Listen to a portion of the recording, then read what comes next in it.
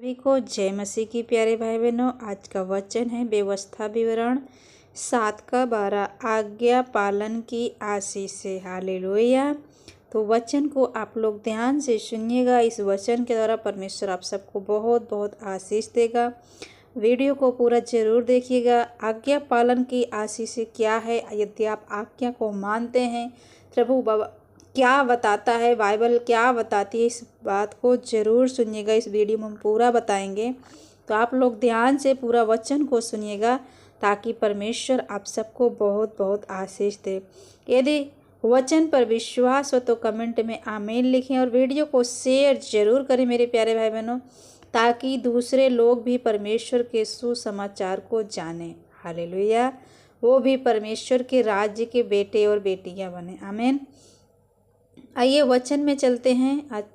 और तुम जो इन नियमों को सुनकर मानोगे और इन पर चलोगे तो तेरा परमेश्वर यहोवा भी उस करुणामय वाचा का पालन करेगा जिसे उसने तेरे पूर्वजों से शपथ खाकर बांधी थी। हालेलुया। तुम जो इन नियमों को सुनकर, जो परमेश्वर बताने जा रहा है अपने नियम, यदि उसको आप सुनकर मानोगे और इन पर चलोगे तो आपका परमेश्वर यहोवा भी उस करुणामय वाचा का पालन करेगा। हालेलुया। और पूर्वजों से जो शपथ खाकर बांधी थी, और वह तुझसे प्रेम रखेगा और तुझे आशीष देगा। आमीन।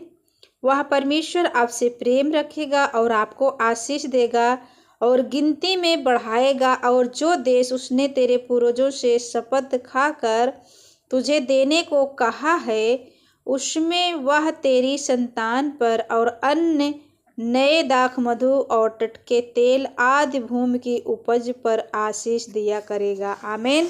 मेरे प्यारे भाई बहनों, परमेश्वर हम सबको इस वचन के द्वारा बहुत बहुत आशीष देगा और तेरी गाय बैल और भेड़ बकरियां की बढ़ती करेगा। हालेलुया। प्रभु का वचन कहता है मेरे प्यारे भाई बहनों, वह आपके गाय की, आपके बैल की, भेड़ बकरियों की वो बढ़ती करेगा। आमीन। आपके खेत खलिहान की, आपके जॉब में, हर चीज को परमेश्वर बढ़ती इस वचन के द्वारा करेगा। आमीन। तू सब देशों के लोगों से अधिक धन्य होगा। आमीन। सब देश के लोगों से धन्य आप होंगे। तेरे बीच में ना पुरुष ना स्त्री निर्वंश होंगी और तेरे पशुओं में भी ऐसा कोई ना होगा। आमीन। तेरे बीच में ना कोई पुरुष ना कोई स्त्री निर्वंश होगी और न तेरे पशु भी ऐसा कोई होगा। और यहोवा तुझसे सब प्रकार के रोग दूर करेगा और मिस्री की बुरी बुरी व्याधियां जिन्हें तू जानता है, उनमें से किसी को भी तुझे लगने ना देगा। ये सब तेरे बैरियों ही को लगेंगे। आमीन।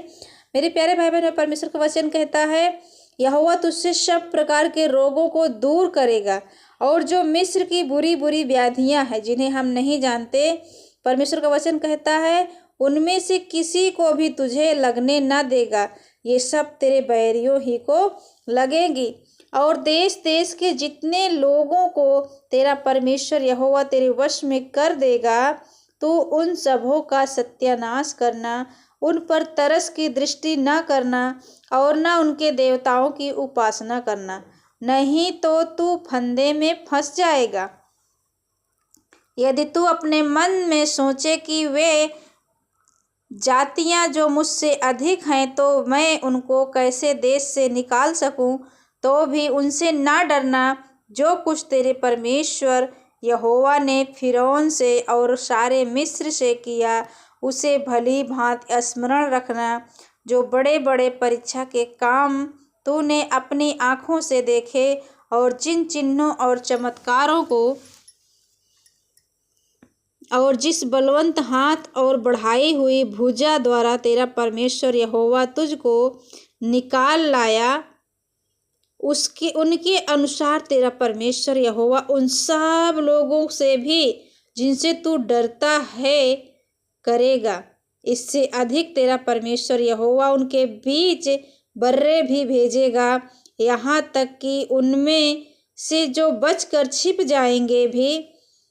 जाएंगे वे भी तेरे सामने से नष्ट हो जाएंगे। उनसे भय ना खाना, क्योंकि तेरा परमेश्वर यहोवा तेरे बीच में है। आमीन। उनसे हमें भय नहीं खाना है। हमारा परमेश्वर हमारे बीच में है और वह महान और भय योग्य ईश्वर है। हालेलुया। तेरा परमेश्वर यहोवा उन जातियों को तेरे आगे से धीरे धीरे निकाल देगा, तो तू एकदम से उनका अंत न कर सकेगा, नहीं तो बनैले पशु बढ़कर तेरी हानि करेंगे। हालेलुया। तो भी तेरा परमेश्वर यहोवा उनको तुझसे हरवा देगा, और जब तक वे नष्ट न हो जाएं, तब तक उनको अति व्याकुल करता रहेगा, और वह उनके राजाओं को तेरे हाथ में करेगा, और तू उनका भी नाम धरती पर से मिटा डालेगा। आमीन। उनमें से कोई भी तेरे सामने खड़ा न रह सकेगा, और अंत में तू उनका सत्यानाश कर डालेगा।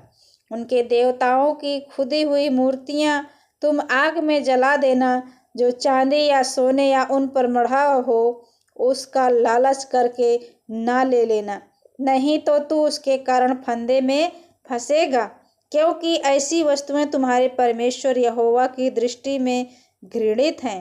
और कोई घृणित वस्तु अपने घर में ना ले आना, नहीं तो तू भी उसमें उसके समान नष्ट हो जाने की वस्तु ठहरेगा। उसी सत्यानाश की वस्तु जानकर उसे घृणा करना और उसे कदापि न चाहना, क्योंकि वह अशुद्ध वस्तु है। हालेलुया। परमेश्वर इस वचन के द्वारा आप सबको बहुत बहुत आशीष दे। एक वचन और पढ़ेंगे, आप लोग ध्यान से सुनिएगा। दूसरा राजा उसका 3:17 में परमेश्वर क्या कहता है, आप लोग वचन को ध्यान से जरूर सुनिएगा। क्योंकि यहोवा यूँ कहता है, तुम्हारे सामने न तो वायु चलेगी और न वर्षा होगी, तो भी यह नाला पानी से भर जाएगा। आमीन। न तो वायु चलेगी और न वर्षा होगी, परंतु नाला पानी से भर जाएगा, और अपने गाय बैलों और पशुओं समेत तुम पीने पाओगे। और यह यहोवा की दृष्टि में छोटी सी बात है। आमीन। ये सब बातें, बिना बारिश के नाला में पानी भर जाएगा, वायु न चलेगी परंतु नाले में पानी भर जाएगा, यह सब प्रभु के दृष्टि में छोटी सी बात है। यहोवा मोआब को भी तुम्हारे हाथ में कर देगा, तब तुम सब गढ़वाले और उत्तम नगरों को नष्ट करना, और सब अच्छे वृक्षों को काट डालना, और जल के सब सोतों को भर देना। हालेलुया। और सब अच्छे खेतों में पत्थर फेंक कर उन्हें बिगाड़ देना। सवेरे अन्न बलि चढ़ाने के समय एदोम की ओर से जल बह आया, और देश जल से भर गया। हालेलुया। तो मेरे प्यारे भाई बहनों, परमेश्वर इस वचन के द्वारा आप सबको बहुत बहुत आशीष दे। यदि वचन पर विश्वास है तो कमेंट में आमीन लिखें।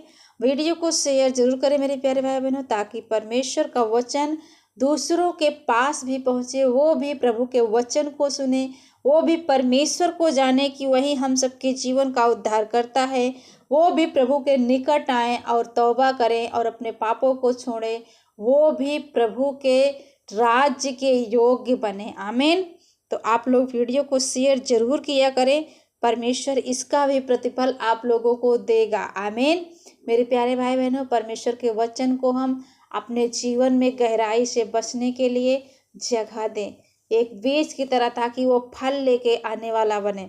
वचन हमारे जीवन में एक फल की तरह जाता, बीज की तरह जाता है और फल लेके आता है। आमीन। तो आप सबको परमेश्वर इस वचन के द्वारा बहुत बहुत आशीष दे। आप सभी को जय मसीह की। God bless you all. जय यीशु।